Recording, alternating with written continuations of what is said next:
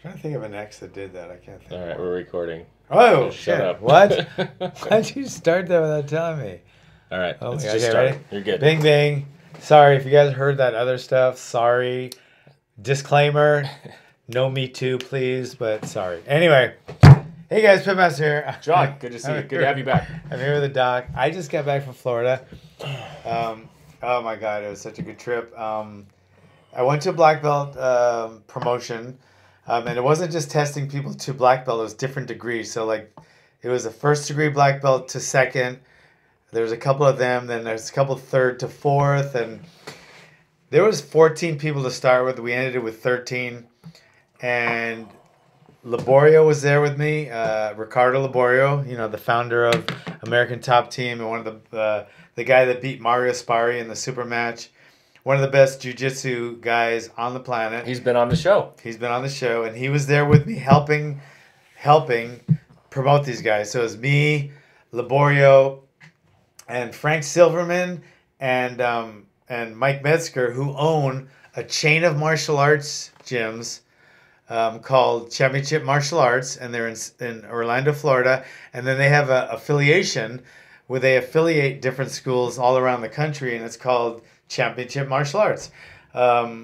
It's a chain of schools, but you can never call these guys a McDojo because let me tell you something. This testing right here that we did this weekend, it was Friday night from 6:30 to 11. And then they had to be at the beach the next morning, Saturday morning at 6:15, and they trained till noon. This was no McDojo training. They did hundreds of push-ups, squats, sit-ups, burpees, punches, kicks, takedowns. They had to grapple in the water, grapple in the sand, do takedowns in the sand, spar. They had to. It was the kind of black belt test where if it was like a Navy SEALs training. It was like Navy SEALs boot camp for 2 days. It was so tough, I couldn't believe it. And these guys and girls were unbelievable how tough they were. They did katas, which I don't like katas, right? And part of their testing was some of their katas. But besides that, they also did like grappling, where they're doing arm bars, mount escapes, takedowns, double leg slams, judo throws. And it was like watching these guys just continually training through such exhaustion. It was really awe-inspiring, and I was really impressed with Championship Martial Arts. And I was impressed that I was grateful that we got to take part of it, me and Laborio, because me and Laborio, you know, we're like we train UFC guys, and I'm like a striking guy and he's a grappling guy, and these were karate guys, but they were tough as fuckish. They were tough as nails. Do you think their testing was harder because you and Laborio were there? I think it might have been, but to be honest, like it might have been tougher, but if they weren't tougher, they wouldn't have made it. So maybe not, because there was no quit. One guy quit between day 1 and day 2. He didn't make it to day 2. But the 13 out of 14 that did, they were animals, just unbelievable. There's 4 women that were kicking ass, and these guys, I mean, there's like, I think one kid was 15, and they were, I don't know the ages. But it was so impressive that I had a newfound appreciation for martial artists. And you'd think, oh, they do katas, they're a karate school. But then watching them with their takedowns, because they cross-train at that Championship Martial Arts. I mean, you know, Mike Metzger is I think purple belt in jiu-jitsu. He trains with Laborio 3 times a week, because Laborio lives in Orlando, Florida, and that's where they're headquartered. So it was a really impressive trip. One thing I got to do is I got to drive in the Tesla. Like, I don't know, I forget which model it was, but it's the one where when he stepped on the freaking gas pedal, he went like this. It goes from 0 to 60 in 2.4 seconds. 2.4 seconds. That's it's like the fastest street car in the planet right now. And it was like, it drives itself. And I thought that was a joke until we were on the freeway going 75 miles an hour, and he was looking back playing with his iPad, not even looking at the road. And it was like the car was like, it was impressive. It was a really impressive, and it was a great trip. So Florida was great. I love the water there. I love the temperature there. I love Florida. But I'm here in California, and I like California. Hate the politics. I love the people. Our beach would be pretty cold if we were doing that. You could not do that water because they were actually grappling in the water. It was between your ankle and your knee.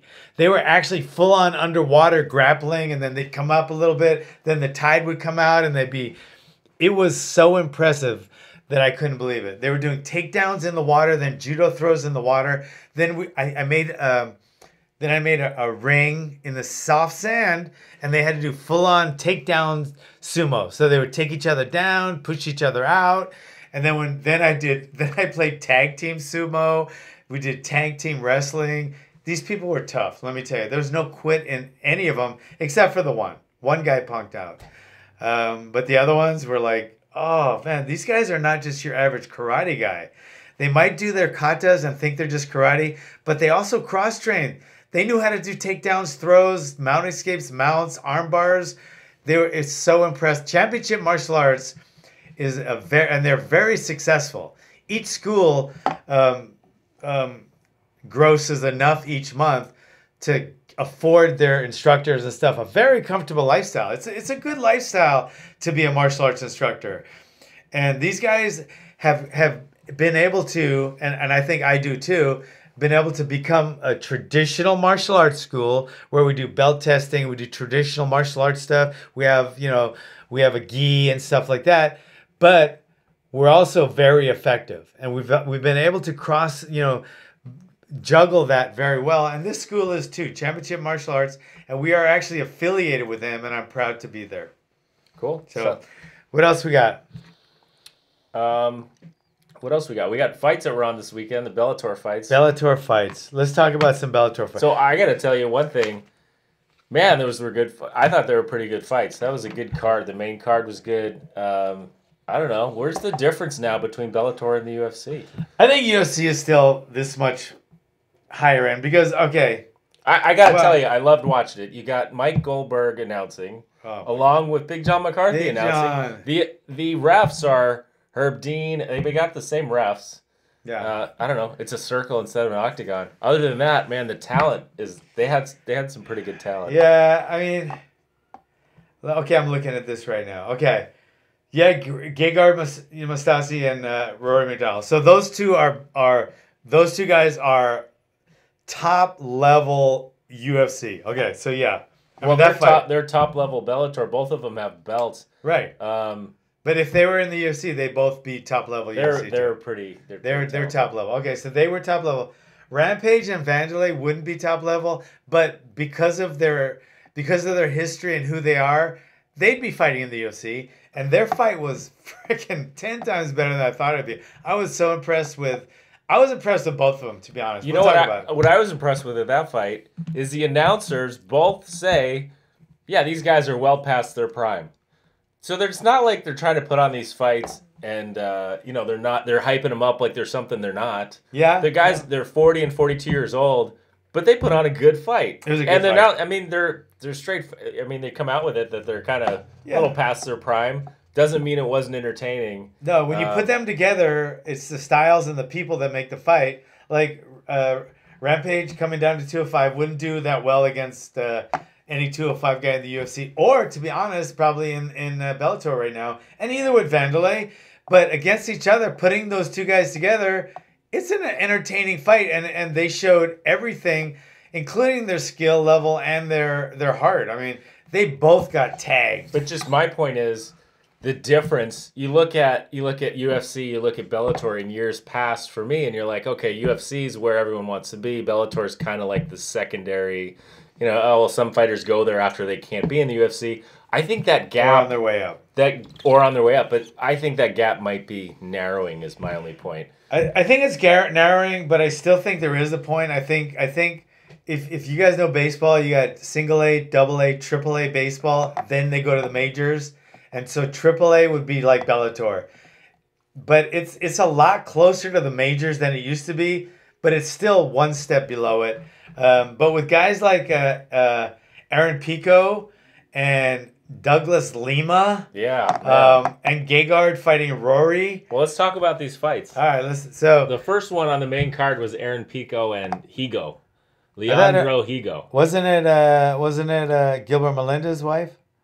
I don't think that. I didn't see that one. It wasn't on. Oh, it wasn't? Okay, so it must have been on the main. Okay. Well, if you go, you can talk about that one. I didn't see it. I have it here. Yeah, it was Dakota Zimmerman versus Carrie Melendez. It was a close fight. I thought Carrie won by this much. Her striking versus Dakota's grappling. So it was your typical striker versus grappler. Carrie showed great kickboxing, and Dakota showed great jiu-jitsu. I think it was Dakota's first MMA match, to be honest. And if it was, she's gonna go somewhere. If that was really Dakota Zimmerman's first MMA match, I think she has a bright future in MMA. Carrie Melendez has it all. She has the looks, she has the skill, she has the family. Her and Gilbert Melendez make such a good team. So I love watching her just because I love Gilbert. I don't know her. I don't think I've ever met her, but Gilbert's such a good guy. I know him really well, and he's a great guy. So that's a great family. And Dakota Zimmerman, that was her first fight. Man, you're going to see more of her. She is a submission genius. But anyway, so that was the first fight. And then we went to Aaron Pico against Leandro Higo. Higo, right? Higo, yeah. Good fight. I mean, this guy was 18-4 going in against Aaron Pico, who was 3-1 going in. Good fight. Aaron is gonna be a champion. Whether he becomes a Bellator champion first, he might have some roots there and some loyalty to Bellator, so he'll win the title there. But unless Bellator does catch up to UFC, which I don't think it will, and not anytime soon, I think you're gonna see Aaron in the UFC really soon. But I think he's gonna win a title in the 155 division of the Bellator first. He's got it all. He was a world class Golden Glove champion boxer as a teenager and an Olympic level wrestler. Before MMA. So he was like MMA before he put the two together. He was already mixing his martial arts between boxing and wrestling. And it shows. I mean, he's a freak, and he's gonna be a champion. There's no doubt in my mind, unless he shows a weak chin or a weak heart, which I don't think you can at this level with him going as far as he did in boxing and wrestling. So I don't think he can show a weak heart or a weak chin. He must have tons of both. His skill level, he will be a champion MMA fighter in Bellator and UFC. I think the only thing wrong. I agree. I think the only thing wrong with this fight is that Big John McCarthy wasn't in the ring to stop it. I thought he even mentioned that it should have been stopped. He's like, "Why is this still going?" Because Higo got knocked out basically, and the fight just kept going. Yeah, the ref kept running side to side, watching, and then Big John is unfortunately just commentating, and he's saying, "Well, this should be stopped." Yeah, I think Big John should have a big buzzer. Yeah. So, well, to be honest, he could just stop a fight because he knew that guy was out, and he's not even in the ring with him. Well, let me tell you, for all you trainers out there, if this guy, and I do remember now, so the referee was going from side to side, and the guy was out, and we could tell on TV, and Big John could tell. If you're the trainer and you can see that too, you should have a little white towel. Throw the fucking towel in the cage, guys. Throw the towel in the cage. It didn't save your fighter. Letting him fight didn't do him any good. He just got beat up more and took more damage. I don't know why why are trainers so they're so neglectful. Neglectful? They're optimistic. I know, but why are they not throwing it? They're neglectful, or that's the word. Like they're not doing it. They should do it, but they're not. Anyway, why don't they throw the towel in? They should throw the towel in. I'm not bragging, But I've thrown so many towels in the cage and the ring if my fighter's getting hurt. That's what you do. You don't wait for if the ref is like, oh shit, he's knocked out. Then you see the referee doesn't stop it that second. You should have a towel in your fucking hand and it should go into the cage. You wouldn't have a towel. You'd probably be in the ring. You can't. It's locked. Well, it's locked. But I would be in. I would throw the towel in right away. I think Big John needs a big red buzzer. If he's going to be commentating and not be in the ring, he's got so much experience. Best referee ever. He's got so much experience, and he's there. He should. That must be really painful. He should just yell, Stop the fight! You should ask him because, well, he was yelling that into the... I mean, he was basically saying that into the TV. So this fight should be stopped, but it must be very frustrating for him to watch this fight. Must be very frustrating for him. And feel like he could really protect that guy. It should have been stopped sooner, in my opinion, but I don't know. I'm not a ref, but if Big John thinks it should have been stopped, it probably should have been stopped. Yeah. So anyway, I think that was a late stoppage. Aaron Pico. I didn't even remember that, but now that you think about it, I do remember. And we should ask Big John what he thinks about that. I'm gonna ask him because I don't want to. Oh shit! Change. Oh, he got a new number now. Sorry, or maybe he just got me on. He might have me on Do Not Call. It's called Ignore. Wait a second. But anyway, all right. Anyway, yeah, it should have been stopped. I remember that now. And then Lima and Koreshkov. Yeah, both really good, but Lima's so good. Lima, I don't know, did he turn down a UFC something? Because he's like a 170 pounder that I think he can fight anyone in the UFC right now. This is part of their welterweight Grand Prix. Yeah. So this is the first fight they're having. Bellator's having their welterweight Grand Prix. This was the first fight. He's so good. It's not even funny. But these guys have fought before. I think they each won one. Okay. And this was their this was the rubber match? Yeah, this is the rubber match. A real rubber match. We've talked about rubber matches on this show, but this was a real rubber match. They both won one. I didn't know that. Okay. So I think one of them included a spinning back kick to Lima. I remember in the highlights, there were some good highlights from their fights. Because they're both really good. I mean, watching them fight was impressive as shit. These two guys are the top level MMA. No matter what production they're fighting under, they're both top level. Yeah, so it was a good fight. It went to the 5th round, didn't it? Did you go to 5 rounds? I think it went to a 5th round submission. And then stopped it. Yeah, he got a submission. Yeah, and he got a rear naked choke. I'm so impressed with Douglas Lima. I met him, and he's such a nice guy. And him and his brother are two really good fighters. His brother's fought on the Ultimate Fighter and been in the UFC. But Douglas Lima is going places. He's gonna. I don't know why he's not in the UFC. Maybe, to be honest, like some guys like the Bellator better. It's a different feel, it's a different vibe. Well, some of them might be able to make more money. Yeah, especially I think with Rampage made like $300,000 for that fight. Oh, really? So UFC isn't gonna give him that, but he's not in the UFC anymore. Plus, you can get. Plus, you can make money with sponsors, which you can't do in the UFC. Yeah, it's kind of, for me, watching it's kind of throwback to earlier UFC, where the guys can wear what they want, they can be sponsored. You've got Goldberg announcing, you've got John McCarthy. This was a good card. This is a damn good card. It made me really, it was a good Bellator fight. I'm not crazy about the new app you have to get, but whatever. It wasn't that hard, and you got to get some app to watch the fight now. It used to be on Spike, and sometimes it's on pay-per-view, but this one now you have to get an app, and I guess you have to stream it to your TV, right? Yeah, but maybe who knows how long that'll go on. Yeah, they're always changing it. But anyway, that was a good fight. So all right, the next fight after that was Rampage Jackson fought Vanderlei Silva for the 4th time, right? They're even now. They got to fight one more time. They need to fight one more time. So they're like 40 and 42 years old.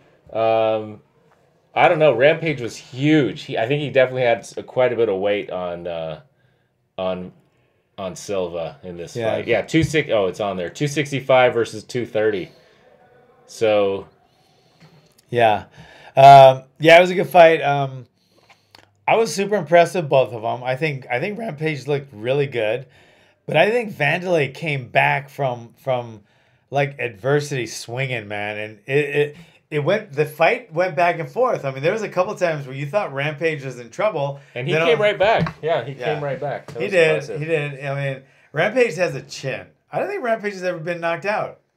Dude, I don't think Silva has a chin. Holy crap. Yeah, but I've seen him knocked out cold. In But fact, he- Rampage knocked him out. But he took some hits. He in took this some fight. hits this fight. Yeah, he's tough as shit. They both are. But I don't think Rampage and Mark. I mean, you can check it out, but I don't think Rampage has ever been knocked out. I think he's been stopped a couple times, but I don't think he's ever been knocked out. He's got a fucking chin. I know that. What happened in Chuck's fight against Silva, Vanderlei Silva? That was Chuck. Decision? Chuck won. Yeah, Chuck won a decision. so they fought once. Yeah, they fought once. I was pretty impressed with those shots he took from Rampage in this fight and stayed. Yeah, He stayed with it Yeah. for a while. For a while, Yeah. he did end up. he did, Did but end up going down. But it went. But that fight up till then, I think it was fight of the night. I don't know what they make for fight of the night in Bellator, but fight of the night UFC, you make 50 or 55,000. But I think it showed a lot for both guys, and I was really happy to see Vanderlei coming back, and the fight went back and forth, so it was a really exciting fight. But I love Rampage. Rampage is. Man, he's gonna be a fucking movie. He's good in movies if you watch him. I don't think he's gonna win an Academy Award, but he's a good actor. I mean, he's not gonna be like, I don't know, who's the guy from Riveting. Remember where he got eaten by the tiger, By the bear? by the bear. Yeah. Revenant. Revenant. What's the guy's name? How do I even know what you're talking about? Revenant. It's What's the guy's name? Leonardo DiCaprio. Yeah, he's not gonna be a Leonardo DiCaprio, so he's not gonna win like Academy Awards. But he could be a working actor. I think he He's could be. been in movies. Right. Wasn't he Mr. T or something? And he was in what do you call it? A-Team. Yeah, Mr. T. Is that what it was? Yeah, he played Mr. T. Okay. So from the who A-Team. Mr. T played? Yeah. Okay. So yeah, I think he was really good. He's a good actor. And Vanderlei is such a tough guy. I love him, but I wasn't really happy to see him fight anymore. I hope he doesn't. Yeah. Unless he fights Rampage one more time. Well, yeah. Now they need a Therefore, you're even now. You got one rubber more. match. Now you got to do a rubber match. So what's that mean? Rubber match? Where's that come from? I don't know. I don't know either. Where is It's it? been a long time. All right, this one right here. This is your typical. I mean, this could be a fight in the top of the UFC. Wherever this fight is, these two guys are the top of their organization. Gegard Mousasi and Rory McDonald. Unbelievable. So Gegard Mousasi is the champion at 185, and McDonald's a champion at 170. So McDonald came up to fight him in that weight class, but there is definitely a weight difference at the time that they fought. Yeah. There's definitely a weight difference. Yeah, and sometimes that makes more of a difference than others, but this time it made a big difference. Gegard Mustafi he's so good to watch. I love watching him. He's so methodical and mechanical, and he's so deliberate.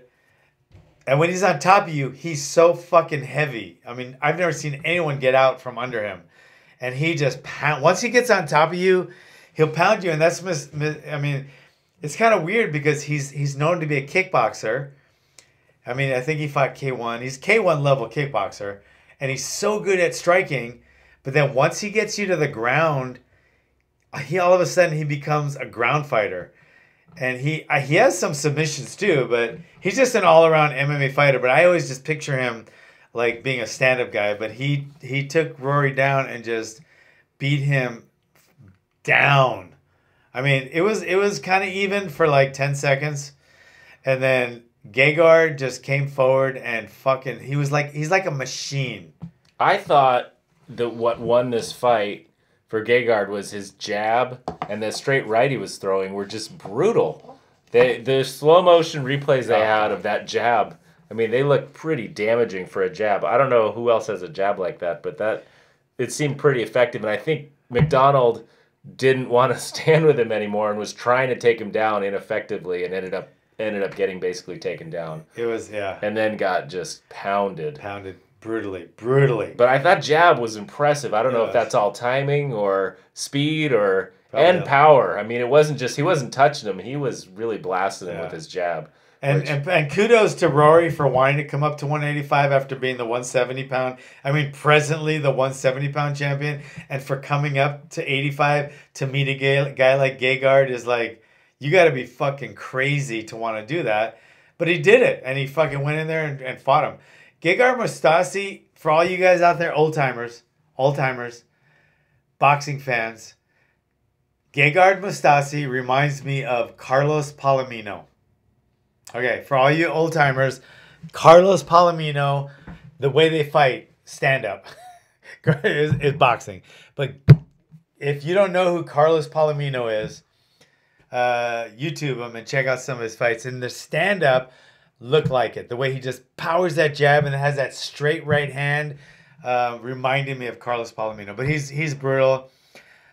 Is he going back in the UFC? I don't know. I don't know how that works. Maybe he's been out already, kicked out or something, or I don't know. Maybe he doesn't get along. Maybe he doesn't want to fight. Maybe he loves Bellator. But whatever. Maybe he's making more money in Bellator. Could be. Wherever Gegard wants to go, he's going to be a fucking champion. And if not a champion, he's going to be in the top 3 at any division at any time. There was no at the top. All the fights I fought, there was no sloppy fighting. No. These were some pretty high level fights. They were definitely entertaining fights. But to be honest, and the announcers were great. Yeah, the announcers. And then that other guy. Who's that other guy? There's that other guy that always rhymes and shit. Oh, in Bellator? Yeah. Well, I don't know. There's Mike Goldberg and then there's the other guy. Big John. Yeah, there's another guy in and out. I forget his name. We'll find it. But who is it? It wasn't the only two? I think those maybe for the prelims then. They had guys that were like breaking down the fights between fights. Yeah, maybe that was it. That were off at a table. There's a guy I recognize. He sounded like he was one of the guys from Pride. Yeah, I don't know. Yeah, but anyway, okay, whatever. So maybe I'm hearing things. I've been hit a lot. That could be true. Anyway, no Good UFC fights this weekend, but great Bellator fights. Yeah. And so this started off their welterweight Grand Prix, so we'll see where that goes. And now we'll see. But now someone's got to fight Rory now. Now Rory's gonna go back in. I think Rory will be in his weight class. Right, but he's fighting. He has a fight lined up like in a couple months already. Yeah, I don't know who it is. Yeah, so I don't know either. We got a lot on Chuck. Chuck started his training camp now, so I'll probably be going down to LA and work with him a little, and then get that going. But there's not much to talk about. He just started his camp, even though he's already in shape and he's been training for the last couple months. So I don't see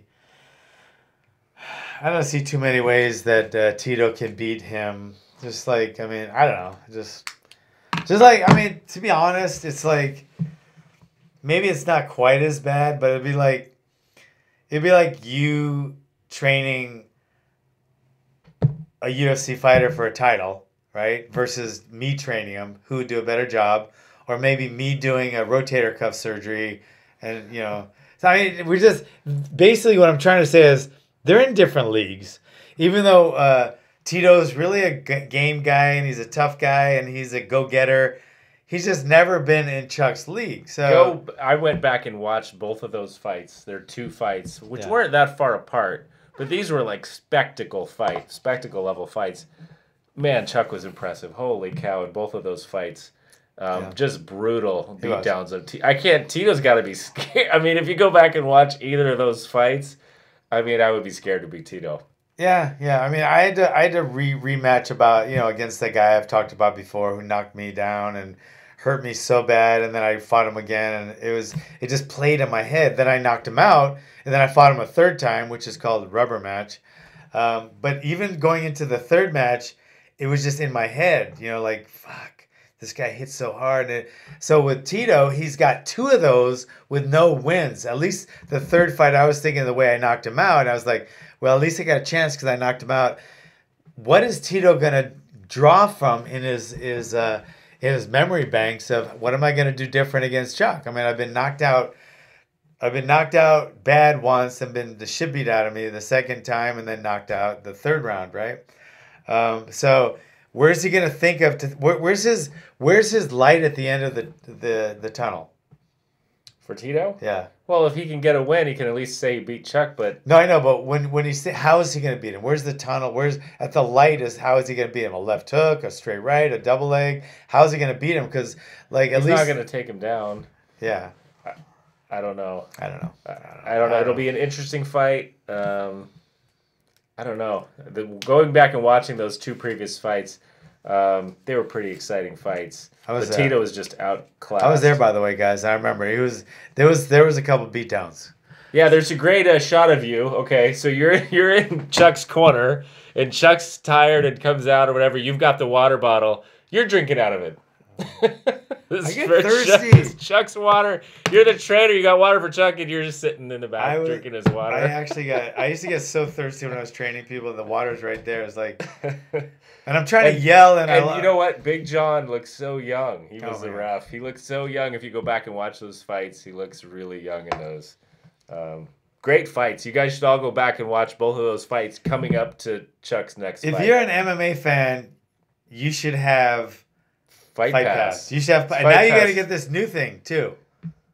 DAZN. DAZN? Is that what it's called? DAZN. Yeah, you got to get this too. It's like, I don't know why you got to get it, but yeah, it's called DAZN. DAZN. Yeah, it's a streaming thing. I think you can sign up for free. So if there's a big, I think it costs money but you can sign up for a trial. It's like $10 a month or something. But even before that, if you don't have Fight Pass, it's such a worth $10 a month. You can go back and get so many. You just pick a fighter. You can pick Chuck, and you can go see every one of his old fights in order. It's so cool. Yeah, it is cool. And it just goes right to the fight. It's really good. Yeah. So somebody put a question on one of our last podcast about steroids. They're talking about like a steroid shot in a shoulder or a knee, and is that prohibited? And the body that regulates that for UFC, I don't know what Bellator uses. They don't use this, but is USADA, which is the local United States arm of the World Anti-Doping Agency. But they have a whole list of banned substances and accepted substances and what you can do and can't do, what you can use in competition and out of competition. And someone asked, well, what about getting a cortisone shot? So if you're getting a cortisone shot, that's not an anabolic or muscle-building steroid. It's an anti-inflammatory steroid. So getting a shot in a joint is not prohibited. But will it even though it's an anti-inflammatory, but do you think if they find a trace of it, it's prohibited? I think you may have to tell USADA you're using it. I don't know if you need a therapeutic use exemption or whatever they call it, but it's not a banned substance for training. I mean, you get injured, you have treatment or whatever, that is something you can do. You may have to notify, I don't know if you have to notify USADA or not, we can look into that, but it's not one of those banned. Someone just asked, is it a banned substance? Yeah, it's not in that way. It's not performance enhancing. It kind of is in a way, because if you're injured, you can get over an injury or decrease inflammation. But so is Advil. Yeah. Right. So there's certain levels to it, and then like we've talked about before, substances you can't use in competition, but as long as you're not in competition, you can use it like marijuana, which brings up what's his name, or Xanax. The marijuana poster boy in the UFC is what's his name? Sean O'Malley. Oh, okay. Oh, I thought it was Nick Diaz. I thought you were gonna say Nick Diaz. Well, no, Sean O'Malley wears like everything's got a marijuana leaf on it, and he's always smoking weed, and then he just got popped by USADA. He's out of the next fight. He was going to be on that card. For pot? I don't know what it was for. Because now they keep it a secret, basically, but he came out and said he failed his drug test. I don't know if they've released what it was. They just seem like such a government organization that can be bought and paid for. They just, now they do. Yeah, they're just bought and paid for. It's like, if you snitch. It's a joke, yeah. It's such a joke, man. But whatever, I think it started off with good intentions, but now they've sold their soul, I guess. So it was 2 days ago he failed the USADA drug test. There was a violation. He said he's out of the card. It was on the next card. It was on the big Conor McGregor Khabib card. He was supposed to fight, and he's an entertaining guy to watch fight. He's like 10-0. He must be. He says it's stems from a contaminated supplement. So that's not weed. Is that that's got to be steroids. God, let me ask you, how fucking stupid do you have to be to take a contaminated substance. You just got to be stupid to do it. No, you got to be like John Jones said. Now he's afraid to go out to eat because someone's gonna spike his food with steroids to make him fail his test. That's paranoia. Yeah, so he's saying that the other ones were spiked by accident. It's become a travesty and a joke. I mean, come on, guys. Seriously? So you're taking a vitamin, you go down to fucking Trader Joe's and get some vitamin emergency and it's going to be tainted? What the fuck are you taking? Seriously. What do you have to be taking to be tainted? Vitamin C? What? B12? No. No, you're taking tainted steroids? It's a joke now. And now you just got to snitch on someone and you can get off. So you know that now. So it's become, it started off, I think the UFC got it with good intention, but now it's just a fucking joke. It's a joke and nobody's going to take it serious anymore. Well, it does make everything a mess, that's for sure. So John Jones will be back fighting before the end of the year. Yeah.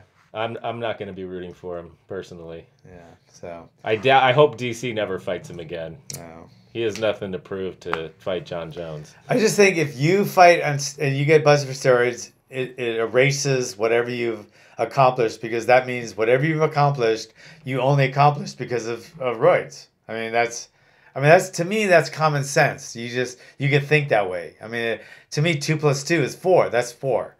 Like 2 + 2 doing steroids, 4 is you being a champion or how you are a fighter. The 2 equal how you are as a fighter. So you plus the steroids make you as a fighter. And everything else gets erased. All your great fighting.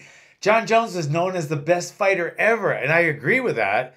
But now that you know that he's been steroiding the whole time, then you got to think, how good would he have been if he wasn't steroiding all the time? And you have to think that. Just like how good would have Jose Canseco been, or the guy from Cuba, who was that other guy?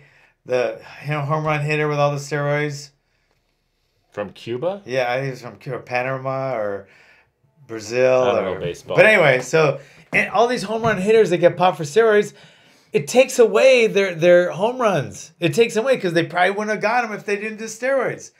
I don't think John Jones would have been where he is without the steroids. So you can think he's the greatest, like I did. I honestly did.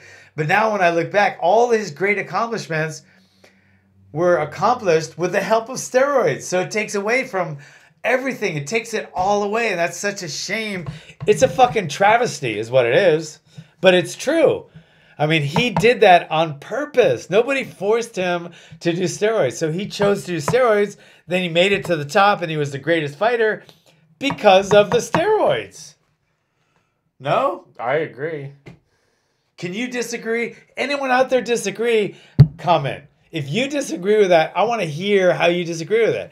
How could you say that? It's like, I mean, it's like, if without the steroids, would the guy still been, would Jose Canseco still be the home run guy? Probably not if he wasn't doing the steroids. Do you think any of those bodybuilders like Lou Ferrigno or Schwarzenegger or Franco Columbu, do you think any of those guys would have reached where they are without the help of steroids? Be honest. Do you think any of these huge 400-pound running a 40 in like 2 seconds, do you think any of those guys would have been there if it wasn't for steroids? No. Steroids helped all those guys get there, and it helped John Jones get there. So without the steroids, Franco Columbu wouldn't be, you wouldn't even know his name. You would not know Arnold Schwarzenegger's name if it wasn't for steroids. And I don't think you know John Jones' name either. It sounds like you're making an argument for steroids. No, I think it's great. I think it's great. It's a great way to do it, but that's what did it for you. You just have to admit it. You have to say, I'm here and I'm great, but steroids helped me get here. And if it wasn't for steroids, I would never get here. Please be honest about that. Honesty. It's in short supply. All right. Good. So next week we got Conor McGregor. Big fights on Saturday. Khabib. Yes. We've been doing a show for a year. A year. So we'll have a big show. It's our anniversary. It's our anniversary. This is your most important anniversary. It's our, yeah. Forget that wife thing. Yeah. She already thinks we're gay. So anyway, you have a big anniversary. We have a big anniversary coming up. I think it'll be like a year. And if anyone knows what a rubber match is or where it comes, we know Where what did it the is. word rubber match But why come is it? from? Why do they call it that? Why do they call it Because rubber it bounces back and forth. I don't know. I don't know. What with the steroids, guys? But you can't call it a rubber match if someone won 2 and then you have a third fight. That's not a rubber match. Chuck and Tito, that's not a rubber match. This is not a rubber match. No. It's a match of some sort. It's a match. All right, John. Good. See you next week. Good. Perfect.